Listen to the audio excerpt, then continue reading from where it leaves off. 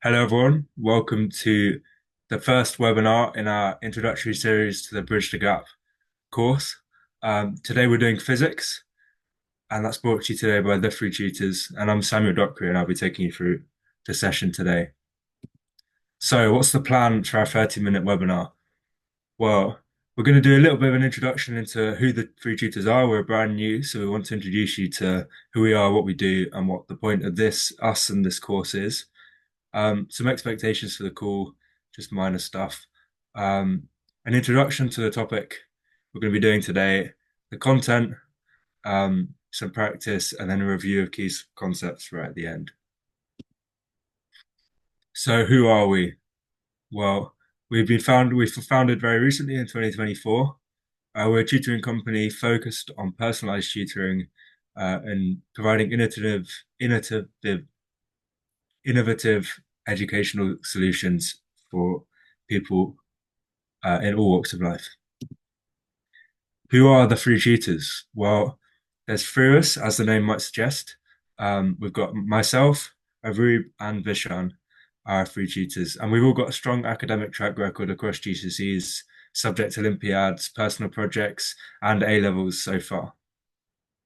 We're all very passionate about our subjects and giving the best tuition to you, and we're all predicted A stars for all of our A levels. And you can read more about us on our website. And the details to our website and to our socials will go in the chat in a moment. So, what is Bridge the Gap? Well, Bridge the Gap is a course aimed at students beginning year 11 or particularly beginning year 12 who are looking for a refresher of content and to dip their toes into new content, into stuff they haven't seen before, to get a kind of taste for it before they start it in September, whether that be because they're still deciding what A level they want to do and they want a 6-week course, feeling to get a feel for the subject and if they like it, or whether it be because they're slightly nervous about the new year or they just want to go in with that confidence that they're already ahead of the game. So yeah, if that sounds like it's for you, then you can gain confidence. You'll have the opportunity to contact your tutor outside of the supervisions, and you can generally help bridge the gap. So if it sounds like it's for you, then you can sign up on our website or by going to the link in our socials or by the QR code on the screen at the moment. And that's mostly it for introductions. But if you want to contact us, again, the socials as are in the chat, the website's in the chat, and then also our email address is thefreetutors@gmail.com. So feel free to get in touch with any questions you might have. In terms of housekeeping for the call today, we just ask you to keep your videos off, your mics off for the duration of the call, just so everything runs nice and smoothly. Well, without further ado, we will get into the main content of today's session. So today's session is about is a basic introduction to A-level mechanics. Now, mechanics is something you'll have seen at GCSE physics. It's something that's very important in the day-to-day world, and it's something that has many depths to it. So in GCSE, you'll have done the very basic equations. In A-level, you have to put it a little bit further, and we'll be doing the introduction to that today. So, what is the foundation of the knowledge that you probably already know, or you're in the process of learning in GCSEs, or you've just done exams on? Well, the foundations of mechanics is describing motion in its many forms. Now, today we're just looking at linear motion with fixed acceleration, which is kind of the base simple case. If we look at the first formula you would ever learn, probably back at the start of Key Stage 3, and that's the formula for speed. Speed equals distance divided by time. Or alternatively, speed times time equals distance. And this is the case when acceleration is zero. So not only is acceleration constant, there is no acceleration. The speed is constant. Now, then slightly later, you'll have looked at the case where acceleration isn't constant, and you'll have looked at this formula, which is acceleration is the change in velocity divided by the time. And this relies on a constant acceleration. So it doesn't matter what it is, but it can't change throughout the duration of that motion that we're describing. Now, there's a third formula you might have looked at, which is v squared minus u squared equals 2as. And you might have looked at how to derive that. Doesn't matter if you haven't, but that's in some of the GCSE specs. And that again can be used to describe acceleration in relation to final and initial velocities and distance. So how do we take this further? Well, when it comes to A level, then we start looking at something called Suvat equations. You might have heard the term Suvat. You might have heard the term Vartus, they're sometimes known as. But in A level, this is the foundation. This is what you'll learn in your very first week of mechanics. It's the foundation of everything at A level. And it's 5 equations that use those 5 variables we looked at before: initial, final, and final velocities, acceleration, time, and distance to describe motion with fixed acceleration. So all of these are for fixed acceleration. Now, we won't derive all of these, but you'll notice that one is familiar because it's just the acceleration formula we looked at before. Acceleration equals v minus u over t. If we rearrange that, we get at equals v minus u, and then if we rearrange again, we get v equals u plus at, which is what we have here. So that's just the same formula rearranged. The rest, oh yeah, and number 3, you might notice if you'd looked at that before, that's the same as what we had over here. The rest are derived from the graphs and from kind of substitutions into each other. You'll do that derivation if you do the A-level course in physics, and indeed if you do the A-level maths course slightly later on in it. But the important thing for today is that we understand how to use these and what all the letters mean. So we'll have v is final velocity, u is initial velocity,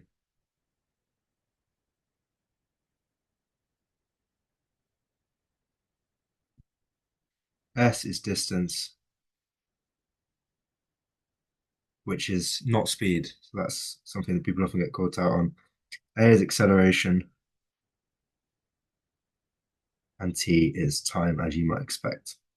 So that's the important things for this. And hopefully with GCSE maths and with GCSE physics, you'll all be confident substituting into equations, especially the more linear ones like number 1 and number 4 here, where they're not quadratic. But that's a skill you might need for today. So how can we use these equations? Well, we're going to have a look at a very basic example. I'm going to go through part A of this question, and then we'll give it to you to have a go at part B on your own. So a car passes point A with a speed 5 meters per second. So as soon as I read this question, I'm going to start looking at what can I note down? What do I know about this situation? Well, car passes point A with speed 5 meters per second. Point A, we can assume this is the start of the motion. This is the initial speed of the point we're measuring. So we're going to say u equals 5. The car accelerates at a constant rate, and 8 seconds later, we're going to assume t equals 8. It passes point B with a speed of 20 meters per second. So we have point B, we're going to assume that's the final point. There's some assumptions here. If we had a slightly longer question, we might have to look at what the question is exactly talking about. But in this case, it is a simple move from A to B. So we could say the speed at B, which is 20 meters per second, is the final speed, V. Now, the great thing about the Suvat equations is that each of them omits one of the 5 variables. So if we have 3 variables, as we do here, there will be one of these equations that we can use to find the fourth, whichever fourth one we want. We just need 3 equations to find 3 variables to find one more. That's the kind of basics of the Suvat. So we have final, initial, and time, v, u, and t. If we look at equation 1 here, that leaves us with just one unknown variable, a, which is exactly what we're trying to find. So we're going to use the first equation, v equals u plus at. We substitute into that, we get 20 equals 5 plus a times 8. We're going to put the 8 in front because it looks nicer. If we then rearrange that and simplify on both sides, we get 15 equals 8a. And then if you grab a calculator or get one up on your computer, if you don't have one, then we do 15 over 8 to get a, and we'll get a equals 1.875. And we generally leave things to 3 significant figures in physics A level. So we're going to say a equals 1.88. Now that's the acceleration. So it's simply a case of finding the right formula, substituting into it, and getting the value we want. Finding the right formula can be the hardest thing, but just look at what variables you have, what you're trying to find, and what formula gives you the one that you're missing. Okay, so let's have a look at question B. I'm going to give you a few minutes to get ahead with this to see how far you can get with it on your own, and then I'll start going through it in a moment. Let me just write out the CVAT equations for you here to make that slightly easier. So you can use one of these if you use the value of A, which is calculated. In fact, you could use most of them, um, any of them that involve S. We're going to use it with just the raw values we had in the question. Again, so we have S equals 20 plus 5 over 2 times by T. And that's a very straightforward calculation to do on a calculator or in your head if you wish to. And that gives us S is a nice round 100 meters. And when SI units, it will be meters.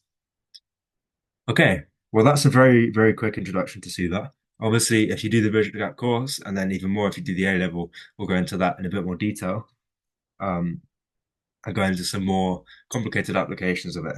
But that's the basics we need for today's session, where we're going to look a bit further on how that is applied to projectiles. Now, first of all, what is a projectile? Well, you might know what the word means. It's where you project something in very simple terms. You take something, you throw it, you launch it, you kick it, some way you move it, and it takes a motion through the air that resembles some sort of arc. And for projectiles to work in the way we're describing them today, then we have to assume there's no air resistance. That's a reasonably common thing in physics. It just simplifies things, and it means we can assume acceleration is constant, and then we can apply the CVAT equations we just looked at to this situation, to these situations. So acceleration is constant horizontally and vertically. Right. So we were going to look when we have things like projectiles in physics, we often split them up into problem cases. Now, a projectile can be described by a set of generic equations, but they end up really long and quite uh, complicated to use, especially when there's certain cases where we can simplify it down. So we split it up into problem types, and we're going to look first at problem type 1. Now, problem type 1 is where we have a horizontal projectile. So that projectile is launched completely horizontally. Say we're standing on the top of a cliff and we're kicking a ball. All the velocity we put into that ball is in the horizontal direction. We're not kicking it downwards at all. And that's to do with something called components, which we'll go into in a moment. But if we're kicking it completely horizontally, sorry, that's the situation we're looking at. Well, how can we describe that situation? Well, we've got a little diagram here that describes the variables we're looking at. Initial velocity, final velocity, distance traveled in the x direction, distance in the y direction, and acceleration in the x and y directions. Well, what values can we substitute in here, given that we know we're launching it horizontally? Well, if you launch something horizontally, then it has no vertical speed. So this is ux. They're the same thing. Uy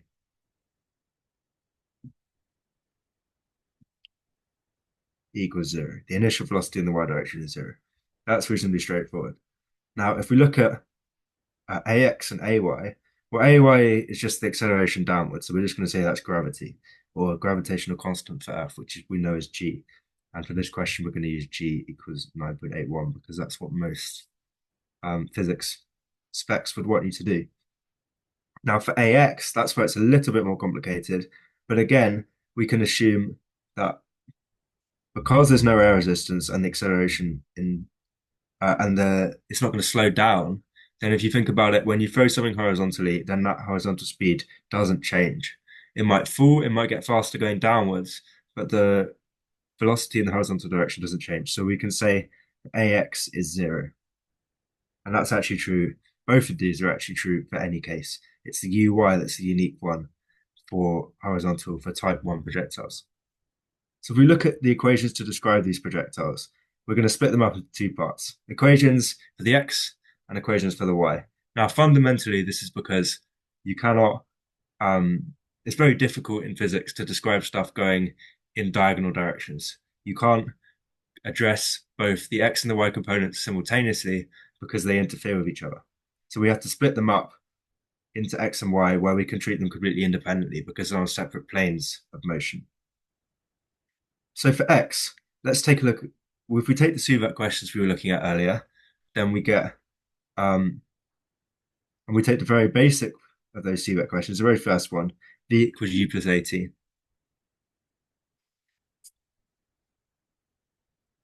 And consider what we know about x.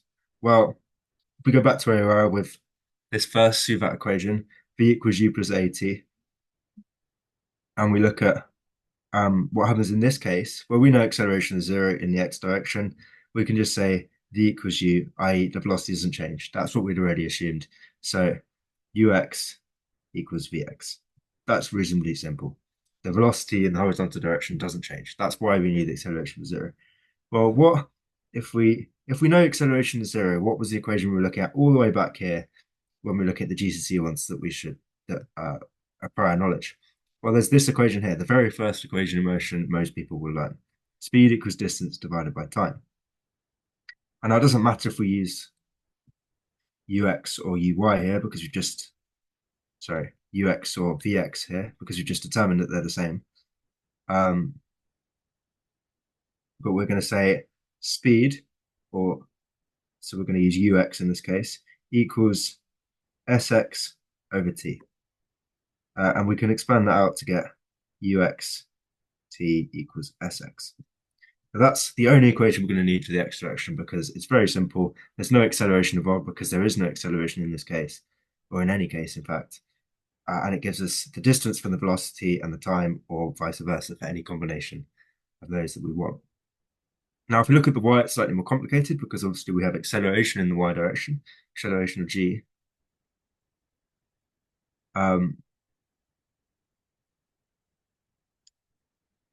And that, so we're going to go back to the Suvat equations as we did before and have a look at how we can apply those.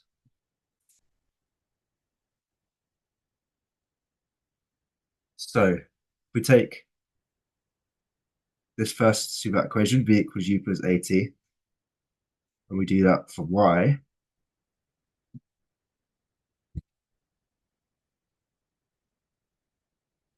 Then what do we know from back here? Well, we know ay is g, and we know uy is 0. So we know vy is just simply gt.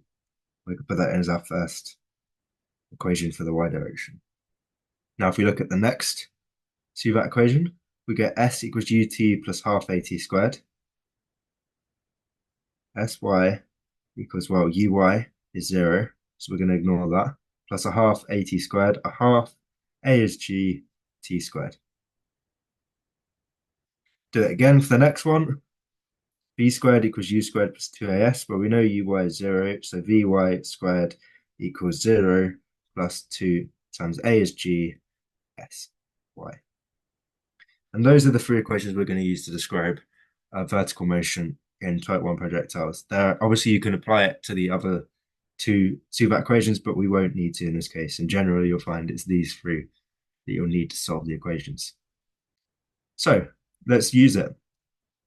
Here's a question about a stone that's thrown horizontally at 7.5 meters per second from a cliff that's 68.4 meters high. And it asks, how far from the base of the cliff will that stone land? I'll give you a few minutes to start, and then we'll see where we get to. And I'll do a worked example in a few moments.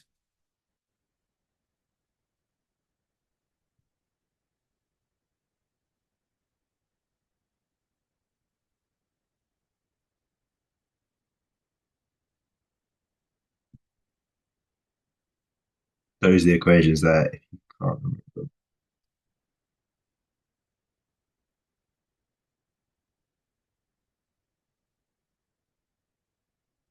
Okay, let's work through it. I'm going to take the equations off the screen and we'll work through it if you haven't got them down, and just have a watch and see if you can follow what's going on. So stone is thrown horizontally, so we know we can use type 1 projectiles. We don't have to worry about including an initial velocity in the y direction. We can use the equations we got to here. It's thrown horizontally at 7.5 meters per second. So ux, the initial velocity in the x direction, and we can assume that is all in the x direction because we're told it's horizontally, is 7.5. And that's also equal to vx if we remember that they're the same thing. We may not need that, but we might as well write it down. And the cliff is 68.4 meters high.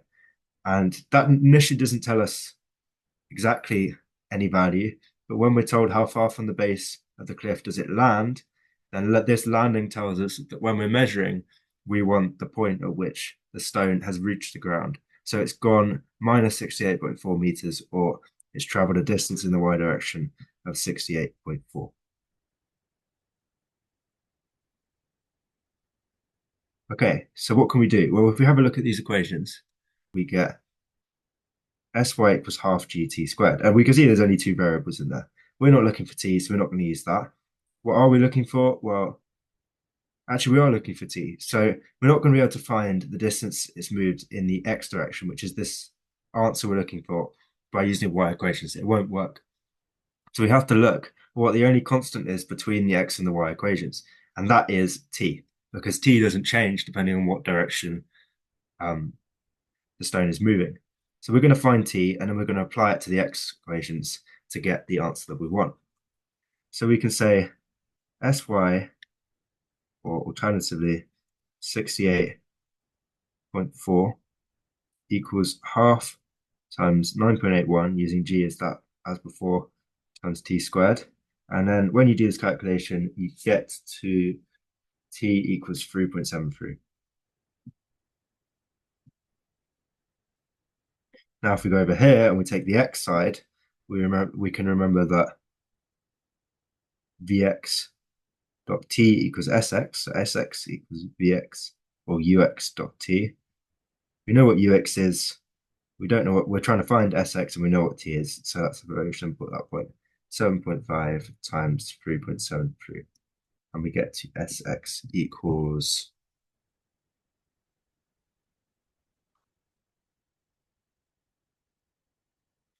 27 point or 28.0 to three significant figures.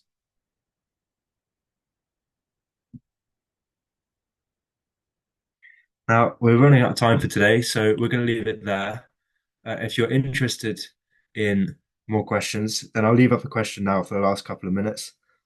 And so you can also start looking at things like type 3 projectiles, which are generals. In fact, I'll leave this up. Can you have a go at finding the x and y? Sorry, we're not tracking. Can you have a go at finding the x and y equations for this situation where we have an angle theta and we don't know, we can't assume it's horizontal. This is just a general situation. I'll give you a few minutes to mull over that. And if you're interested in finding out the answer, then sign up for the Bridge the Gap course, and we'll show you then.